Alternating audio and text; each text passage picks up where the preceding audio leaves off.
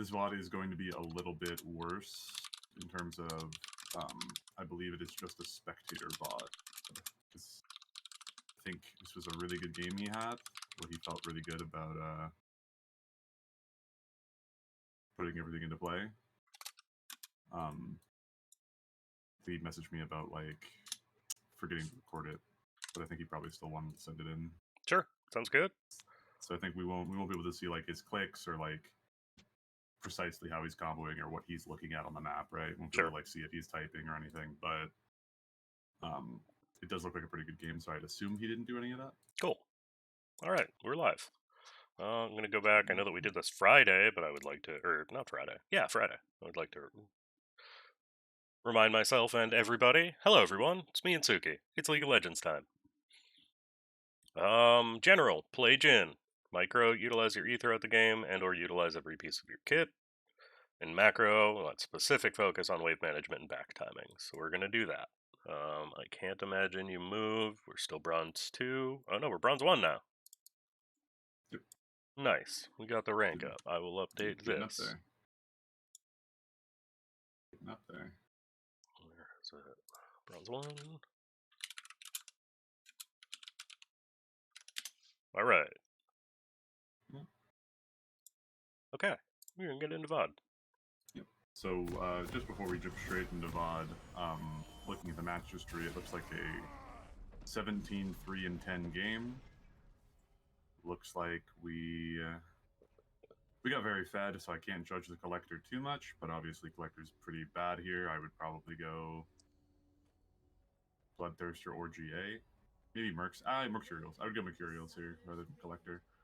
Let's take a look at, I know that we can look ahead at items. Let's take a look at item buys as item buys are happening.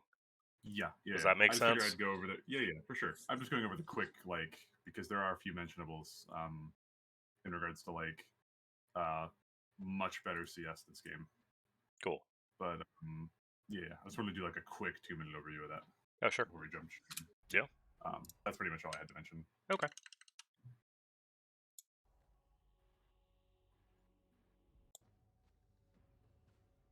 Matchup while we're waiting. Kaisa Zillion? Yeah. Standard low elo, like just picking whatever champion they want, not Sure. caring for what their support plays. Yep. Not the worst in the world. Both are pretty dysfunctional, but in terms of advantage, pre-6, Jhin and Blitz are much better. Post-6, Kaisa and Zillion have a lot more options. Yeah. But you should have a lot of pressure to play for kills early. A lot of hook angles. Kaisa and Zillion both struggle to do damage on a wave. They kind of have to play outside the wave to do damage, and Blitzcrank loves when champions have to do that. So, okay, pretty hard for Kaisa Zillion pre-6.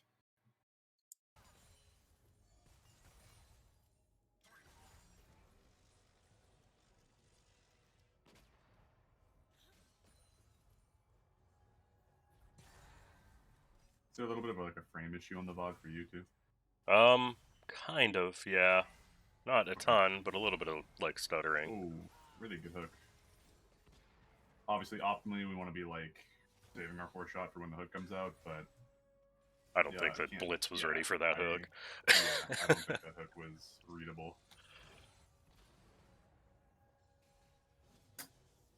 So this is an interesting thing that happens with wave manipulation sometimes, because waves inherently have some randomness to them. Minions will kind of move or target things a little bit randomly. They are, they have designated priorities, but sometimes the melee will just like get caught up on a caster, and your melee will like run to their backline or something, and it gets really awkward.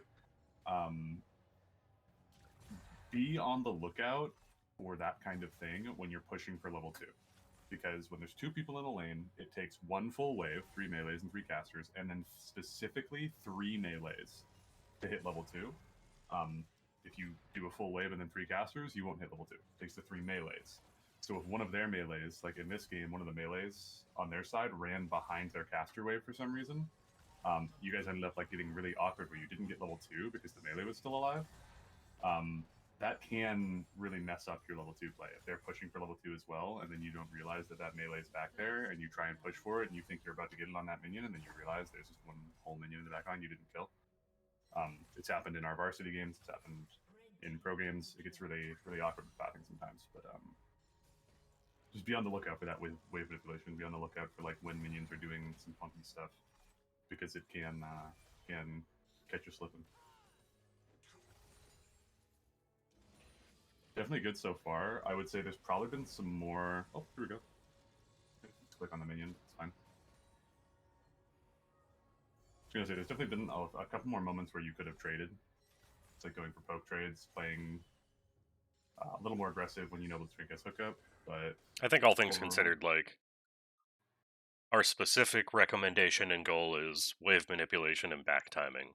So, like, even if they're not trading perfectly on top of that, like, they've gotten pretty much almost all of the farm, if not all of the farm, right? Yeah, no, this has been good. They've kept the wave pretty neutral. Yep. Not over pushing, not letting them push. Yeah, keeping the wave pretty neutral is really good for Blitzcrank lanes. You like if they're a bit further up than this. When you have a Blitzcrank, when you have a hook champion or a champion that likes to engage, you want the lane to be as long as possible so that that champion has more room to play with. Obviously, if you're playing with a Blitzcrank and you're shoving them into tower, it's a little harder to kill them when your Blitzcrank gets a hook because they can just walk 2 feet into tower. But middle of the lane is also fine, right? Because they're not right beside tower. But optimally, you'd like to sort of freeze or keep this wave around as close to your tower as possible, so that if Blitzcrank gets a hook, he's either pulling them into tower or they have to run all the way down the lane away from him. But in terms of like,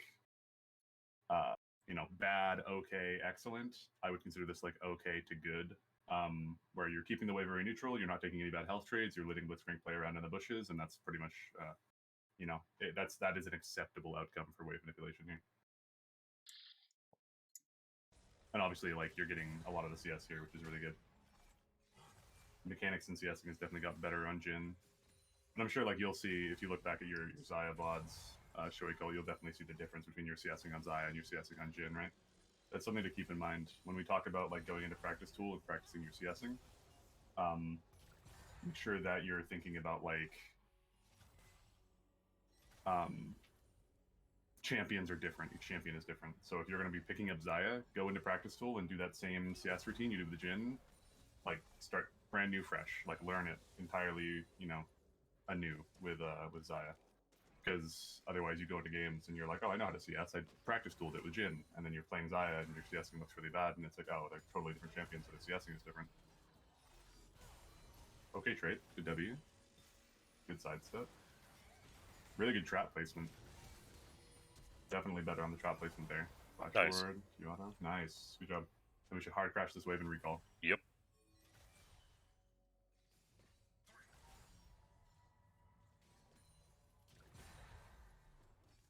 I think we're hesitating on the crash because we want to guarantee the minions.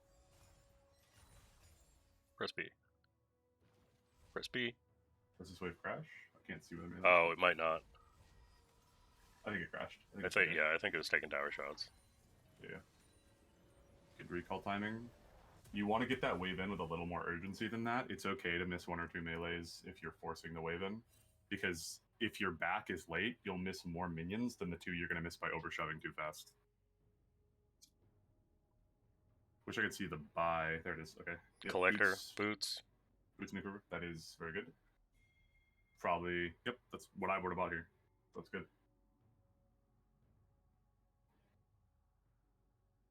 Really good to understand that control ward is valuable versus Kayn here, and especially with the Blitzcrank.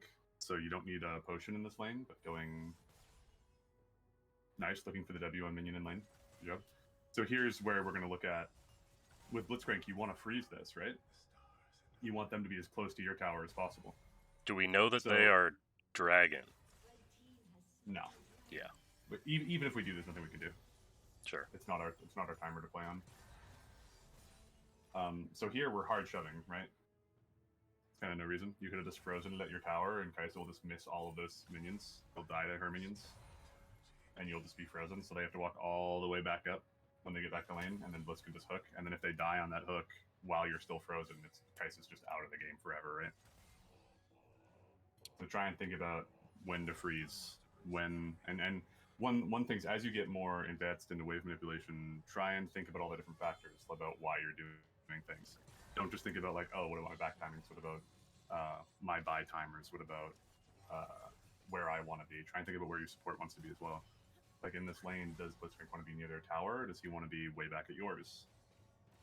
You know, can you facilitate? Like if you want to be doing something different than him because your support picked a bad support for your ADC or something, try and think about, okay, is there any way I can compromise with him to make it good for both of us? Good hook. Oh, W's a little off there. But, oh, 4-shot was bad there too. It's okay. Definitely was a free kill, but it's not bad. Quick crash. Versus Kayn here, so try and think about when I tell you to like place your traps with purpose, right? Try and think about where you should place your traps versus certain champions. So your trap in the lane there is okay, but try and think about also placing your trap a little closer to the wall by their tower. So obviously not within tower range because True Sight will reveal it, but right on that little peninsula of land to the left of their tower. Place it connected to the wall because that's where Kane's going to come through to gank you when he's walking through walls, right? So placing traps there, placing traps like in that little river bush because he'll blast cone or Q over that wall to get behind you, stuff like that. Are really good places to place traps specifically versus Kane. So not only placing your traps more frequently, but also just placing them with purpose. Trying to think about why you're placing them, where you're placing them, and what purpose they're going to serve. That's a really bad word.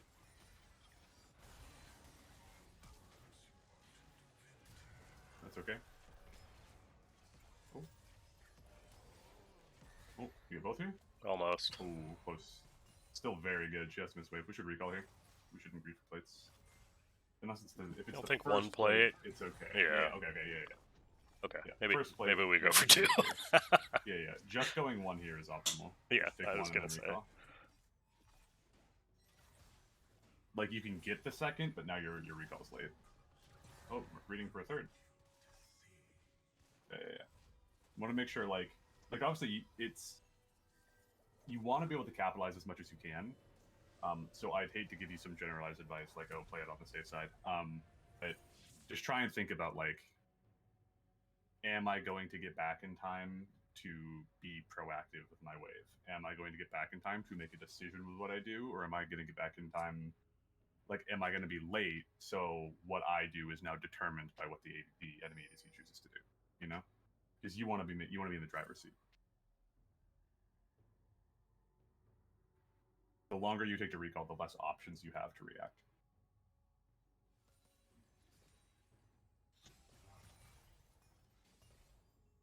Also, one thing that was really good early on that we've kind of stopped doing is placing traps in the side bush.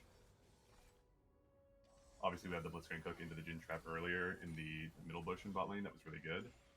And we've kind of stopped placing that. So we should definitely get back into that here. There we go. There's one.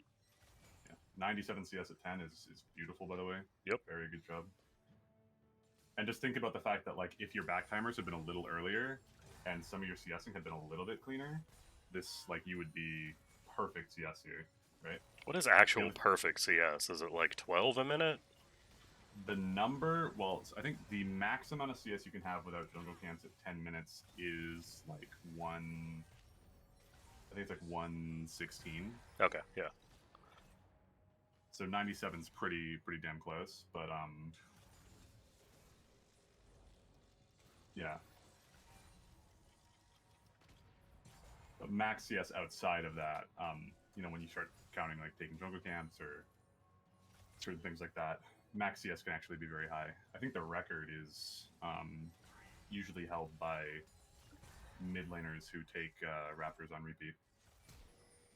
In pro play record, I believe. Yeah. Let's be flash. Oh, make sure you're letting your Blitzcrank get its relic proc off.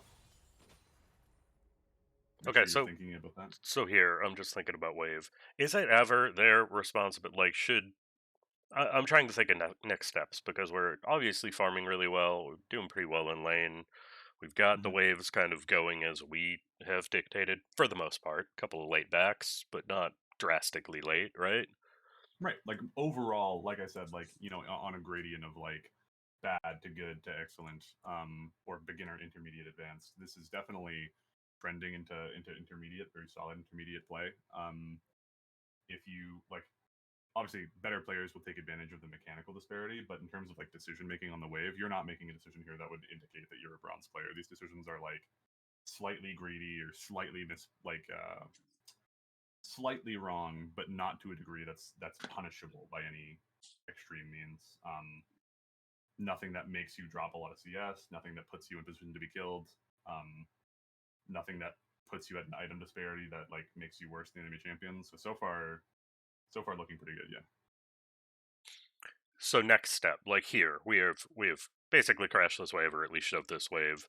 Should he be Mhm. trying to pull Blitzcrank to go Ward Dragon? Is that their responsibility? I just want to think of like, okay, if we pretty solidly get wave manipulation and farming down, like Mhm. when are next steps? When should we be thinking about different plays on the map? Is it just when tower goes down, or So it's important to be thinking of them always because those kinds of decisions are going to be informing um, everything else in the game. So like you're thinking about it constantly. You're thinking, okay, sorry, this is I have to kind of reiterate to answer this.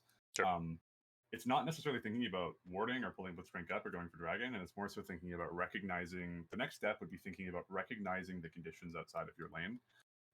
So here, the reason why the answer to him leaving lane here is no is because his mid laner just recalled and his jungle's off map, so he doesn't actually have priority to walk anywhere near dragon, even though he has a crash.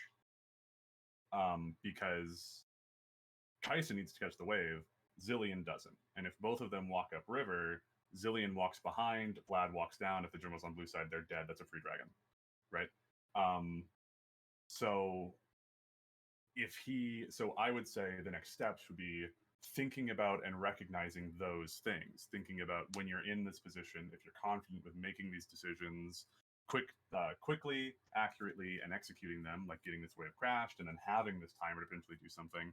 The next step wouldn't necessarily to be doing X, Y, Z, but to be thinking about, okay, mental processing wise, what should I be doing here? What Yeah, are the options here?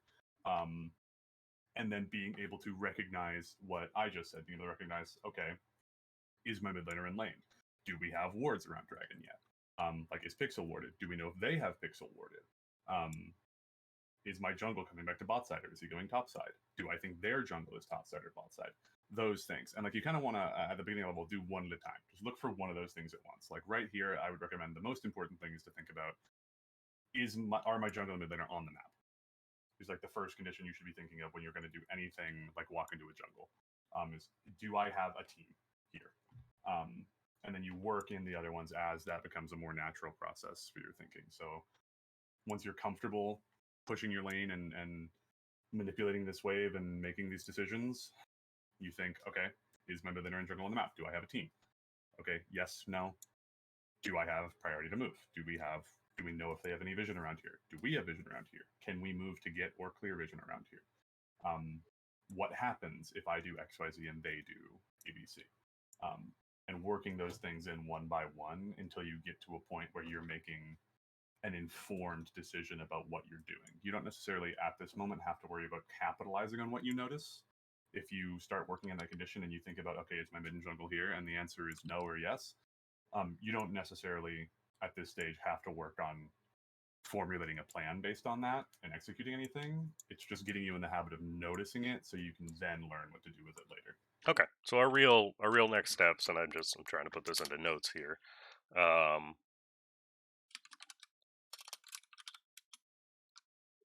at least things that we want to start working on as we are shoring up wave manipulation is first thing that we should be thinking of is I would identify say, and explore yeah, I think next steps identifying, and yeah, options. to abbreviate it, I don't want to abbreviate too hard because, it becomes very abstract to people who like, I know what it means because I've explained it 70 times, but Sure. um, I call it identifying conditions. In League of Legends, there are conditions that need to be met for every champion, for every team, for every comp, for everything. There are always conditions that need to be met. You know, for water to turn to ice, it needs to be below freezing, right? That is a condition that has to be met. League is much the same, you know. Yep. To get vision safely, we have to have priority to do so. That is a condition that needs to be met. So the first step is being able to recognize and identify those conditions. Cool. Good. I just want to make sure we have it down and we're thinking about where we're going next. Because the goal, kind of past here, is going to be, okay, we're getting wave manipulation down, we're getting back timings down, we're going to refine them, obviously, over time, but let's start thinking about what happens now that we've done that. I'm a little tired, but I think he has Gale Force and should have just backed on that crash. Yeah. Because his jungle was off time. Is it? Oh god. Normally I know item buys off the top of my head. I'm just a little tired right now. Sure. But it's yeah, if you have Noon Quiver and you have Pickaxe, then it's... Oh, close. Yeah, just a little not knowing our damage, but it's okay. Not a big deal. Nice job hitting 4 on the Kaisa. Yep, turn the heal. It's good. Just crash wave and then probably help with dragon. We don't want to go for plates here. It's really greedy. I mean, Akali's holding the back. I don't know. I think it's better to go to dragon here. Just secure the dragon, get the recall. We don't want to help Akali here. She doesn't really need your help, and it's just like a lot of time. This is another one of the situations where like you're not making an informed play that will consistently be good for you in games. You're kind of just walking with your Akali because you can. It's a little coin flip. And now your recall is really late. Like Kai'Sa's going to be back very soon. So just a very late recall. Very late recall. And now you're actually messing up this wave. You need to full clear this wave before you leave, or it's a little doomed. You end up getting the full tower. So getting the full tower is obviously huge, but maybe it is good. I don't think it's good because it wouldn't work at higher levels. Yeah, that's fair. But it ends up being very good for you here, where for some reason they continue to contest the Akali, don't get their recalls off fast enough, don't go back to tower fast enough. You get to take the first tower, and you get it like 15 seconds before fights fall, so huge chunk of gold. But yeah, we could have. Yep. So that's like you mentioned, you didn't buy Blue Trinket here, so definitely should have done that. We should be going mid here. Once you kill bot tower, you typically want to transition to mid lane as ADC support. And that's primarily like, I want to talk about reasonings behind that, just as we're going out here. It's because, I mean, in this case, is that in all cases, even when you're behind? I guess if you killed that tower, then you're probably either ahead or you have lane prio, right? So it's moving. The way I define it is that there are more champions in bot lane than there are in any other lane. So moving your bot lane to mid lane means you have more champions close to both objectives than before. So the reason you move bot lane to mid lane is because now it's harder to gank an ADC who's just safely catching waves in mid, which frees up the support to move around the map.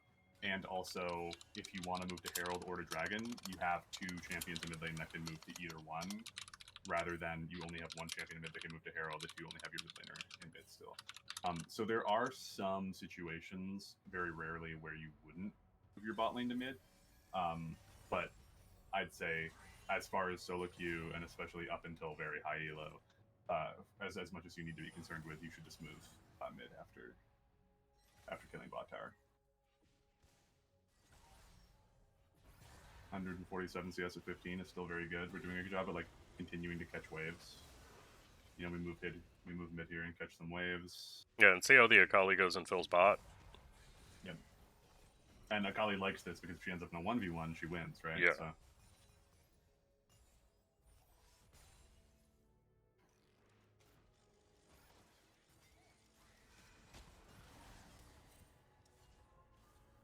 He did have enough for Gale Force. He did back in the day. All right, Yeah. back earlier. Yep. He had enough, so he could have recalled right on that crash, and it would have been a fantastic buy for him. So that would be a big mistake in terms of like wave manipulation and knowing your back timers there, because obviously Gale Force creates a lot of space for you, right? Gale Force makes it nice Friend Flesh. Good job. Skill shots are definitely getting better. There was the one W that missed on Zillion bot lane. That was a little funky, obviously, but so here we don't want to walk up this far. This is like asking to die, and especially when you have a shutdown, this is very risky.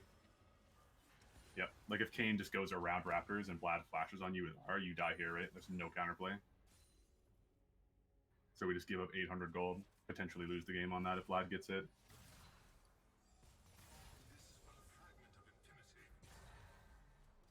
It becomes very nuanced when you're the one with a lead. You want to simultaneously be like using that lead to facilitate winning, as well as understanding that it is now much more risky for you to play aggressive, right? So you want to push the lead, but you also have to be a lot more careful about playing on that edge. Can we talk about that back timing? Because we bought BF Sword, right? We bought Pickaxe here. We bought Pickaxe, but I mean, the biggest thing for me is our Akali went top, our Blitz went top, we were alone mid, but now nobody is holding this turret at all. Like, would you rather be just holding there? I think it's fine. I think it's okay to back here because if you're alone at mid tower, Vlad, Zillion, and Kane just dive you. Yeah. If they're good. So I think you back here, you heal up, you get an item right before Dragon, you get back on map with your team at the same time. And if you're lucky, then you get back to wave fast enough to catch the tower. If you're unlucky, you lose tower, but you already got theirs, and you would have died and lost tower anyway if you stayed. Versus good players anyway. Yeah, a little bit of bad CSing there. Yeah, Udyr didn't make it easier. No. Oh, we're Gale Forcing. This is really bad. really bad. Vlad kills you like 100% of the time here. It's unplayable for you. Yeah. So that's just not understanding what champions do, right? You have this idea that like because you're so ahead, you're like way more fed than he is. But if you look at the items, right, like you have what, like 55 extra AD than he does, or 65 extra AD with 2 components, right? But like realistically, you're both just on Mythic Spike, and he's up a level on you, so you're not actually that ahead of Vlad. I would say you're actually like you die solo to Vlad here no matter what. I think it's just ahead of you right now. So that's one of the things you need to remember is it doesn't matter how many kills you have or what bounty you have or how much CS you have. If the enemy champion has similar items to you, then they're just as strong as you, especially if you factor in level component.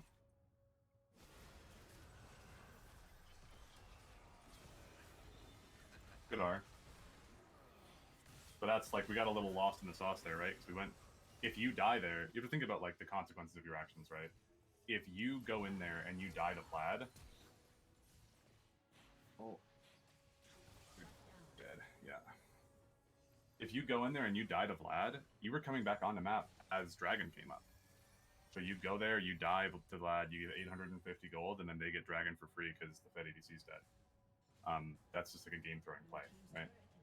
And then here, like, because the trade you took mid, because everything got really awkward, you couldn't contest Dragon anymore, and then you end up dying and giving the shutdown to Kai'Sa, and Kai'Sa's not doing bad here. Like, you have a lead, but Kai'Sa's 2-0 after that kill. She's really not down that much.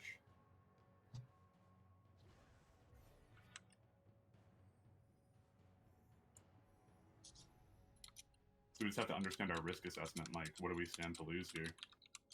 Because it's not just, like, you dying, right? It's not like, oh, whoops, I died. My bad. It's, you know, oh, I died, and they get Dragon, and then they get Vision in our bot side or top side, and then we're off map, and we have to come back mid and catch wave, and now they're diving top lane. You know, like, things like that can snowball really fast.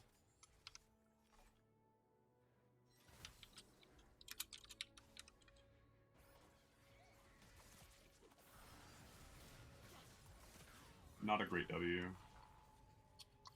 You had a really long time to guarantee that W. It came out really late in the battle angle, so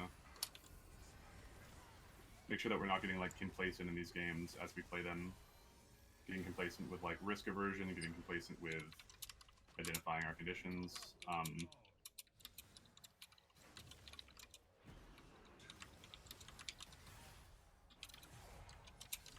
You can play this. He doesn't have anything. Oop. Put a trap. Auto. Why are you running? Okay, the R's fine. Oh, just lucky timing. Zillion and I fell off on like the same frame. Yep. So we get tower. Like, it's important to realize here, right? Like, the only way they get back into this game is by gathering shutdowns and by taking dragons. Right? Think about what are the only ways we can lose at this point. Like, our team is really ahead. We have way more towers, way more map control. How do we lose this? And somehow, in a game where the enemy team's down 6k, in a game where, like, you're winning pretty much every lane super hard, why... Oh, yeah, another shutdown. Why does the enemy team have to prio to get 2 dragons? How did they manage to get 2 dragons on you when you were this far ahead the whole game? Good W. Don't walk back into range here. It's just not worth it. Yeah. Another shutdown. You don't need to get every kill. If your team is going to get a kill without you, let them get the kill without you. Especially if it's risking your death for it. There's no point. That's just a greeting for kills there, right? And you gave a shutdown. So far, Kai'Sa got an 850 gold shutdown, a 600 gold shutdown, and Teemo got a 700 gold shutdown. Now another 600. Another 600 gold shutdown. Kai'Sa is now fed. Yeah, Kai'Sa's actually ahead of you in gold right now. Yeah.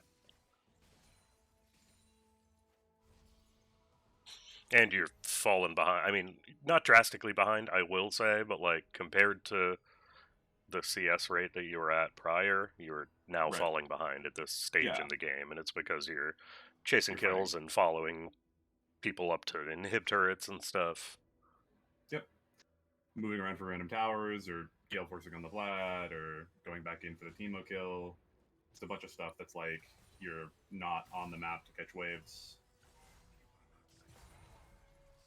Like, so far in this game, nothing has happened that made you fall behind in 10 CS. Like, sorry, this phrasing is bad. There's no reason for you to not be 10 CS a minute in this game. They haven't pressured you off any waves, they haven't pressured you off any CS, they haven't poked you off anything, you haven't had to back at bad timers. There's pretty much no reason why you should be below 10 CS this game, because they haven't done anything to make this any different than you CSing in a practice tool. And if you're CSing in a practice tool, you should have 10 CS in it, right? So here, let's let our team do the work. We don't need to be so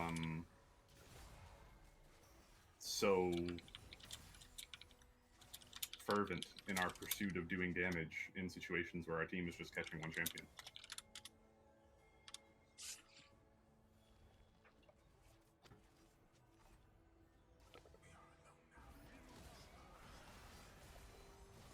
Good job backing up. Good job using trap. Walking up a little too far on the Vlad there for sure. Backing up and using R here is good. Yep, let's go for the Zillion. Here comes Kai'Sa. Nice. Yep, Kai'Sa's very big here, but you can play as a team. You still have a good gold lead. Oh, no. You are not in front. There we go. Trap. Good W. Good trap placement, good W. Obviously, Zillion kind of walked up and just like died to a trap for free, so it double popped that Kai'Sa got W'd by. But so a little unintentional, but you know, in that situation, like obviously the trap placement literally killed Zillion, and that set up the Kai'Sa kill. So even though that's not like a reliable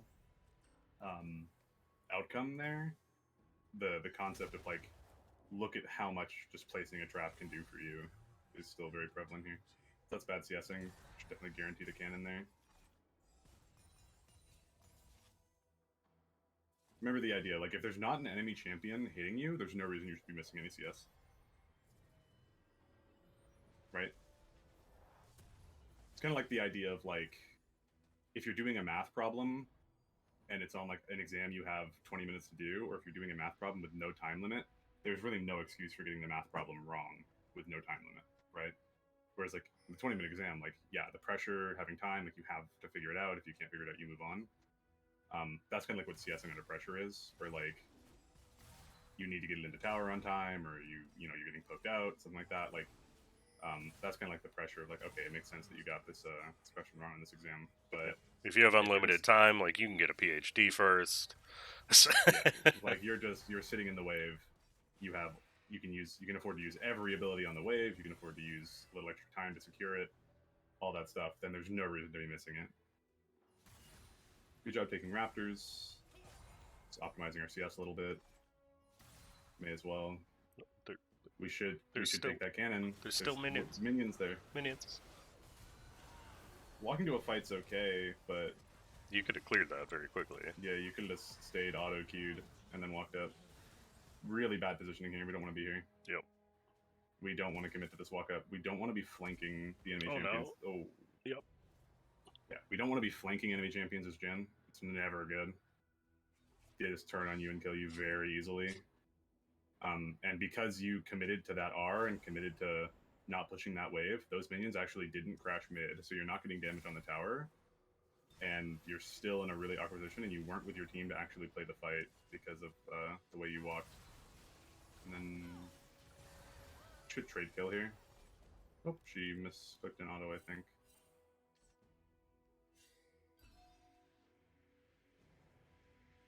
So definitely not good, right? If we played that sequence correctly, it's the end of the game. We just get Baron and end here.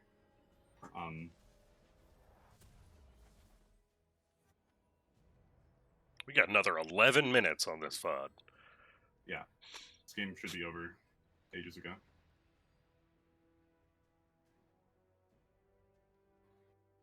Running to catch mid is okay here. Really no reason to be going LDR here. They just don't have any champions that build HP. Like, sure, Kayn gets a little bit of HP, but he's barely building into his second item here. I would definitely go Mercurials just for the Teemo blind and the MR for Vlad Burst. What are we flashing from? Kill. We should just go Baron here. Don't be afraid to ping your teammates and make a call like this. If you just killed their Teemo and Baron's up, just ping for Baron. You don't have to walk around and just like follow your team. You know, obviously you can't just like sprint into topside jungle all willy-nilly and just like go solo Baron, but you can definitely spam ping it and try and walk up there. Okay, pushing mid and bot. You can definitely keep pushing this wave. Teemo's still dead.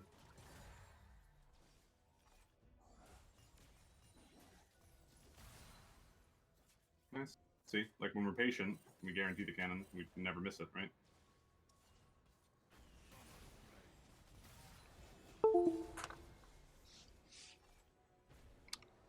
It's just back here. Wandering around doing nothing is really bad. There's just no point to be here. Just recall. See, we wasted like 9 seconds, 10 seconds just like walking around for no reason. And then we place a trap that we're not gonna, the trap's not gonna do anything for us because it's gonna disappear before Dragon spawns. Or we're not gonna be in place to capitalize on it before Dragon spawns. You should buy a control ward instead of longsword here. Control wards are really valuable for objectives especially, so if you're gonna back and you can only buy one component, just buy a control ward before the objective rather than the 1080.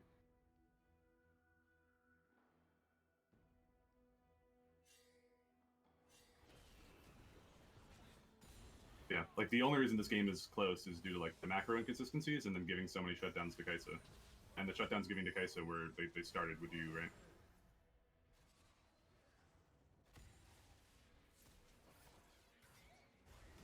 Yeah, it's a dead Teemo. Yes, it is. You should back up and open R here. When you get a pick like that with your team, just back up and open the R on them, because it lets your team either chase or you get to poke them out for free because they can't turn and kill you because they're 5v4. And it like further disincentivizes them to follow your team to whatever objective they're going to go to. Yeah, lets you trade on them. Either you slow them or do enough damage for your team to follow and kill, or you just get their HP and force them out, and they can't come contest the objective. And there's no way for them to turn on you, because if they turn on you in a 5v4, they just lose. Here, are you just backing with the team? Pushing mid's okay. Yeah. Yeah, pushing mid's okay, and then we back. It's kind of like a prep for Baron. Yep, we do not run into the enemy jungle here. It's really bad. It's really bad. This is really bad. This is like the biggest mistake you've made all game. Why are you solo walking to tier 2 tower top? You have a lot of kills and a lot of CS, which is good, but you're still just one Jhin. Yeah, you have a big shutdown gold.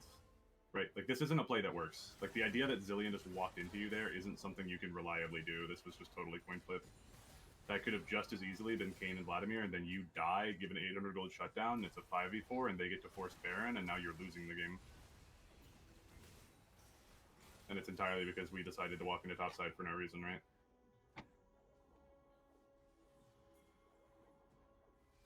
I understand that the idea is like, oh, I'm walking in, maybe I get a catch, maybe I'm gonna play some traps down, I'm getting objective prio. You're not. Those traps don't function in any meaningful way. They don't do anything for you. They're not being placed with purpose, or they're being placed with incorrect purpose. We should use the 4-shot on the Baron, not the blue ward. Let someone else kill the blue ward. Your autos are too valuable. We should open R here from behind. Especially once he flashes away, just open R. Should just be opening R here. I don't know why we're so scared to open R. You have a huge front line, and they're just running away from you. If you open R, your team gets to catch for free. It slows on shot. People have to like remaneuver to block for certain people. Slows them. You do damage. Here, if your team's leaving like this, you have to leave. You can't just continue walking up 1v5. You will die here if you continue to push this wave alone.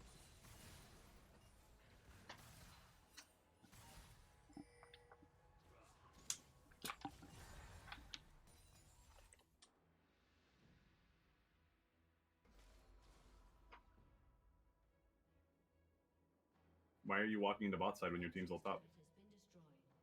Your team is trying to end the game and you're playing for kills. You see a random Kai'Sa and you're like, I'm gonna go kill her for fun. This is not... Maybe not. Yeah, this isn't... Yeah, this is very, very bad. This is the third death, maybe? Yep. Yeah. Really bad. Everything about that's bad. It's playing for kills, not playing with your team, misplaying your mechanics and your spacing, not understanding which trades you actually win and which trades you don't. Because if I'm Kai'Sa there, like Kai'Sa kills you here every time. It's not even close. Like the only reason that fight looks close to you is because Kai'Sa played it really bad. But now you're fed, like you just gave another shutdown away to Kai'Sa. Your team wasn't allowed to play like they wanted to. They weren't allowed to get in hit for free, which they would have been able to. If you see Kai'Sa bot lane and your team is going top, in your head that should be, wow, we get free inhib. Kai'Sa's bot lane for no reason. It shouldn't be, oh, Kai'Sa's bot lane, I can go kill her. Right? That's that. It makes no sense. There's no strategy behind that. There's, you know.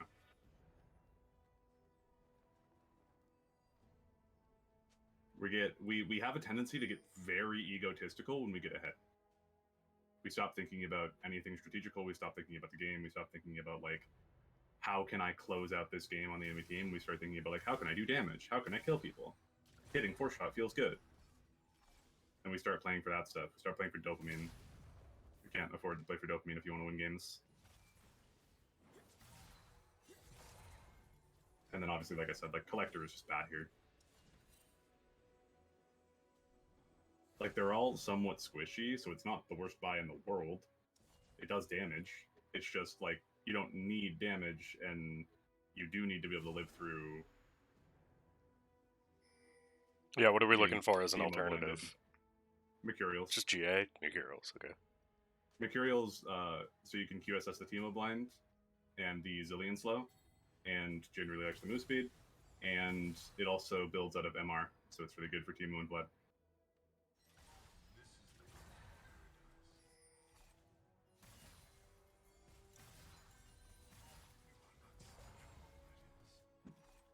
Push the mid and then group with the team. Good. We should just open R here. There we go. Should be the end of the game here.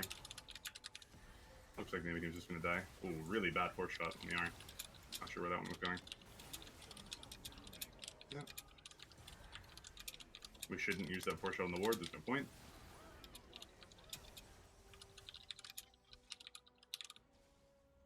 sure what we're doing here. Really poor mechanical play here. You don't need to flash at all. You can just walk at them with move speed. If you get one auto off, you just run at them with 800 move speed. If we play that, probably the game's just over here.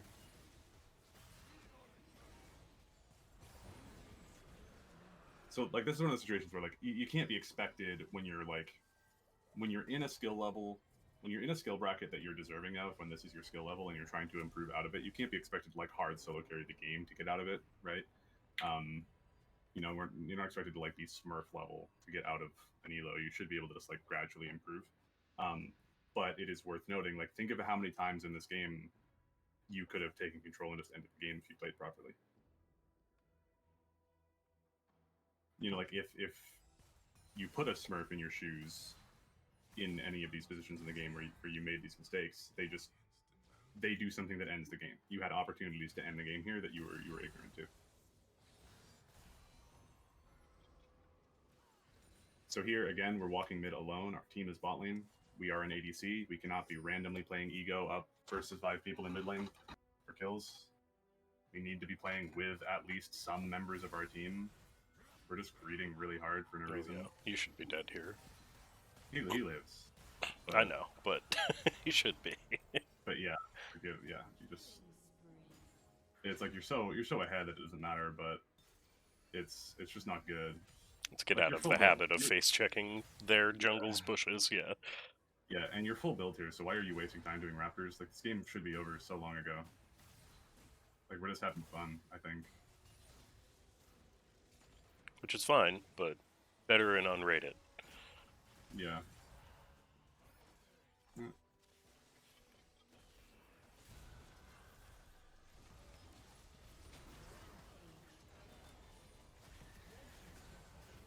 Oh, a surprise kill in the back there. Yeah, Kaisa.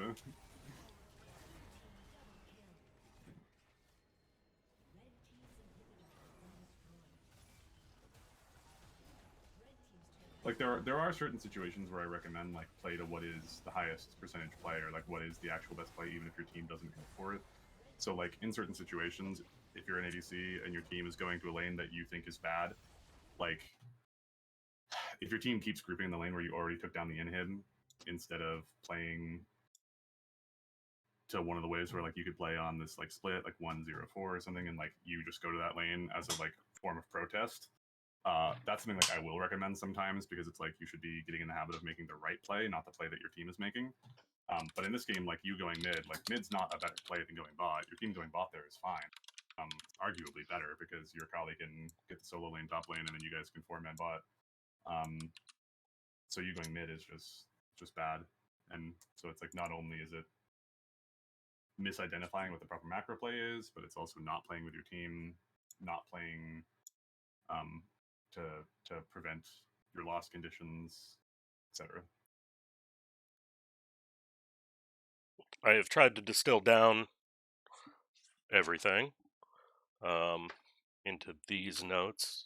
I haven't gotten too hard into the late game stuff, trying to keep some of that stuff more general, because I think that obviously we're building on kind of the early game, wave manipulation, back timings, and now starting to think about what else we need to be doing in the rest of the game, right? Because now that we're getting to the point of, okay, we are strong coming out of lane phase, let's figure out how to play the rest of the game. Let's take steps in the direction of what that late game looks like. Yeah, for the more realistically, I would just change that to like, keep the you may be fed but not for your part for their head part, but I would just change the more realistically consider enemy strength to KDA doesn't matter. Fair.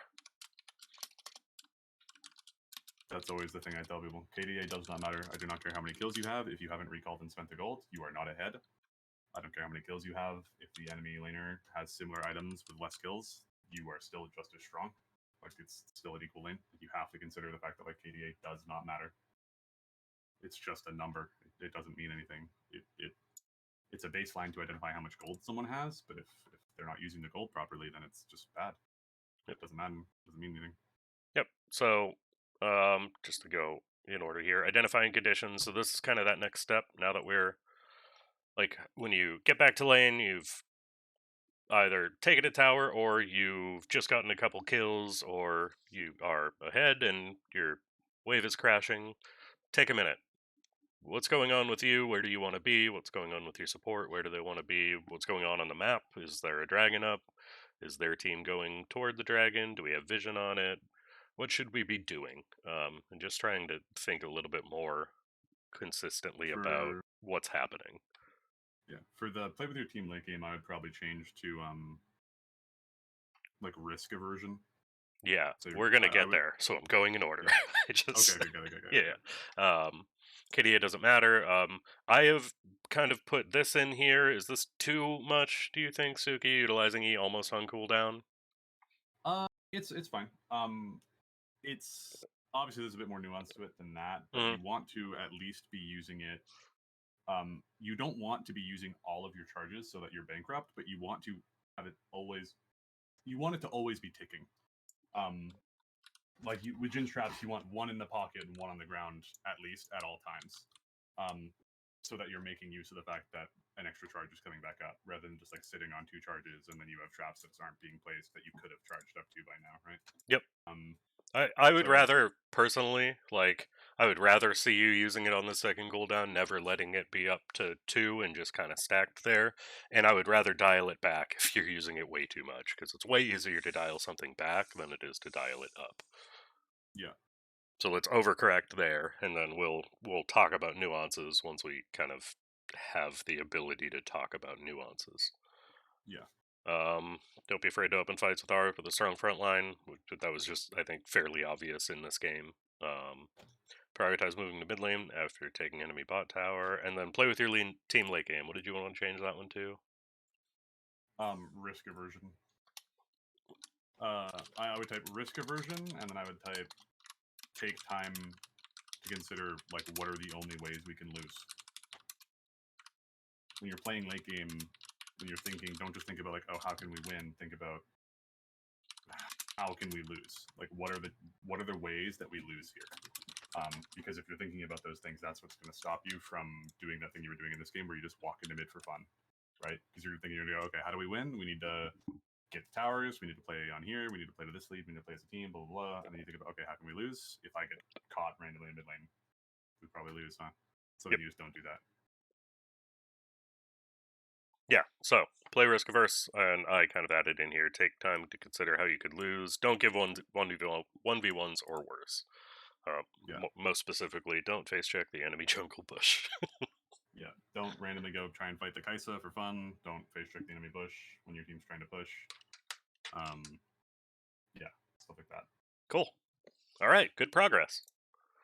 Let's we're gonna try to continue. Now, keep in mind we don't have, wave manipulation and back timings in these notes, because it seems that you have mostly gotten it, but we're gonna still keep an eye on it.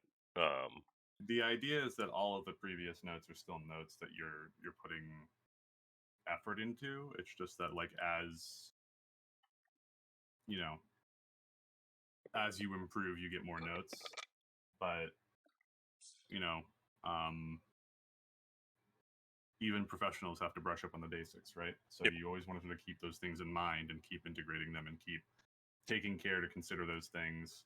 And it's important for like for notes, like when we have so many notes here, it's okay if you come to the next thing and you've only been able to integrate 3 of these things, as long as all the rest of the stuff that we talked about before is continuing to be worked on and you're slowly integrating these new things, that's still very good progress. Um, I'd much rather see you only being able to like next VOD come next week. I'd much rather see you playing risk averse and opening R properly and nothing else on here, but maintaining what we did in this VOD, the good things we did, the CS and the wave control and the wave state and stuff. Um, I'd much rather see that comparatively to like you do everything here, but you're CSing and everything gets a lot worse. Like I'd much rather see the consistency on the notes we had from last week, and and a sign that you're continuing to integrate the newer notes with time. Yeah. I mean, both games, I do just want to take a look back here. Obviously, this one is kind of pop-off game, and this one, I don't know if y'all team diffed them or what. Looks like team diff. Yeah. Yeah, okay. You had Yep. Zoe went pretty But it's hard good. here. Like we lost bot lane, but we kept it. We kept up in 7.6, right? Yeah, that's Yep. fine. That's what we're looking Yep. for. So It's much harder to keep up in CS when you're dying more than the enemy laner. So definitely good that your number was higher here, even though you died. That's a good sign. yeah. All right, cool. Good so far. Good improvement. And now let's we're gonna start to integrate some of this higher order next step stuff. All right, that'll do it for the day. I am actually gonna go play League of Legends. So Nice. yeah, right. I'm gonna head out. I will I'll convert this VOD over to YouTube and get a link up for you. Thank you for joining, Suki. It's good to see you. Yep. Enjoy the rest of your spring break. Yeah, I don't know how much of a break you get, but you enjoy your week as well. I will be working, but it's a lot less chaotic. Nice. Yeah. Alrighty. Thanks, everybody. Have a good one.